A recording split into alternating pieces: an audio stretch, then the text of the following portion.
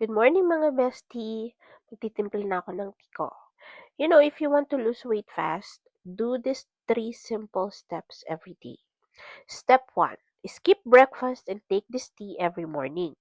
This gave me natural energy, boosted my metabolism, and helped me stay focused all day long. Hindi na ako tinatamad or sluggish. Step 2. Take fiber daily. It helps balance my blood sugar and stop those constant cravings. Alam niyo yung feeling na hindi ka gutom or wala na yung craving for junk food? And step 3, consistency. I just stick with it for 1 month and you know what?